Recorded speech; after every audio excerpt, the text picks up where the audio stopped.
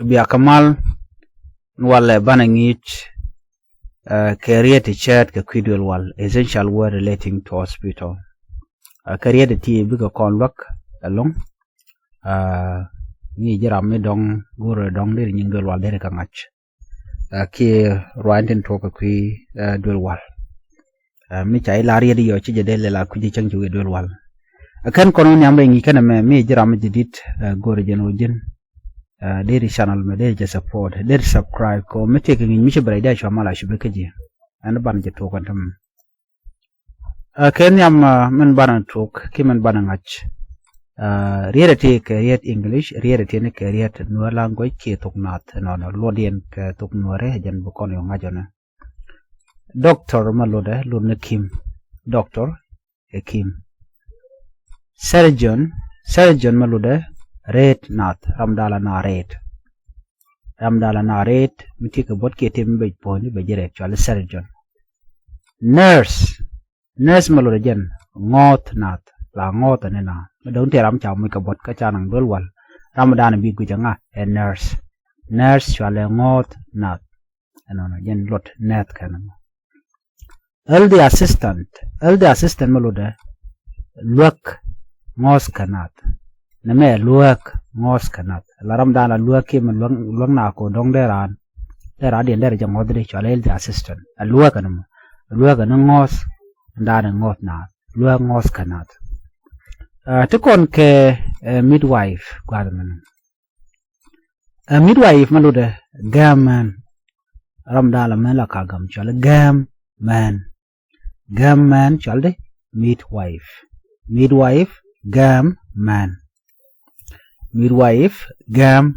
ram lagade gamdul wal patient lorna gwanjot miti ke joye jin patient jin gwanjot operation room dul reta Naath gwadran la ramret ka nangaten chale operation room dul reta Naath chalo operation room dwell reta Naath wheelchair com dwayni shale wheelchair com dwayni stretcher ame dep mi bar mal naro de larno ala me la chonk kirenke chale stretcher dep mi bar kieme mirenke stretcher chale dep mi bar diagnose them metam jiga joy de je diagnose mi chawe ba je them porno baile ba je diagnose them ka joy dan te kaji jelo tam ka diagnose to kon ka mi chale glove me jen mulode electric yene mala laska tenenat dual wal glove electric yene mala laska tenenat dual wal de kolar no nene me gam go check la glove la latka mala ka bot ba glove ba jalat lat mo dual wala glove la jalat ka ko char radien chai bile kap joy mo ki che bile kap jira ramadan la mon lagana bot bi glove je use den chale electric yene mala latka tenenat dual wal chale glove coach me ngi kuraka chale coach ngi kuraka kiram dala na ngi ke kure chale coach ngi kuraka thermometer malore jene them jam mala tem ga jom chale thermometer me dong a jom di ke bu jom bo pot la ja tem mi chal ga de thermometer them jam to kon gam chale stethoscope me lore ningu jen lore ni them loajran stethoscope them loajran stethoscope chale them loajran ophthalmoscope chale them wangran ophthalmoscope chale them wangran to kon mu chal otoscope chal them jet ran Tukon mutual ke speculum me them jetran. No. Jen cherga na otoscope mba them jetran kena speculum them jetran bana. Blood pressure deuterium. Blood pressure deuterium. Tukon ka hypertension warrium. Hypertension warrium. Miriam wurish hypertension. Hypotension. No. Nami hypertension warrium. Nami hypotension chola dakrium. Miriam dak chola hypotension. Hemorrhage chale okay clear. Hemorrhage chale clear. Hemorrhage. Sometimes they call hemorrhoid.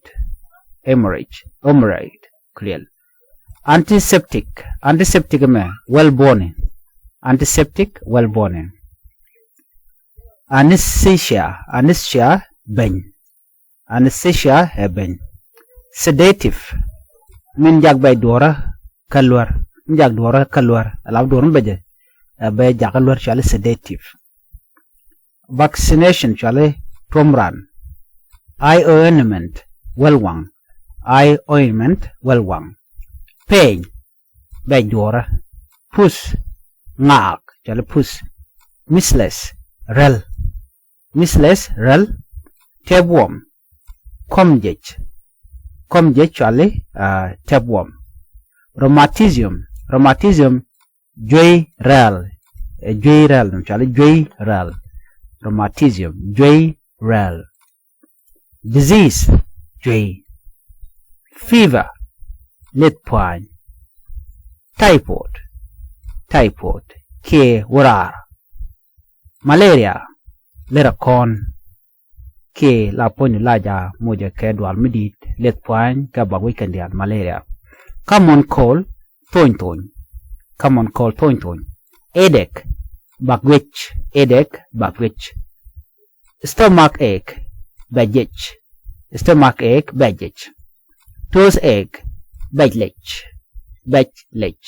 Toothache bajlech. Heart attack bajluach. Heart ache bajluach. Backache bajok. Diarrhea bajich.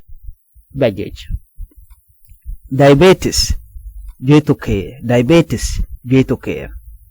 Tuberculosis kill. Cancer J-posni. Ulcer bodjech. Leprosy dop.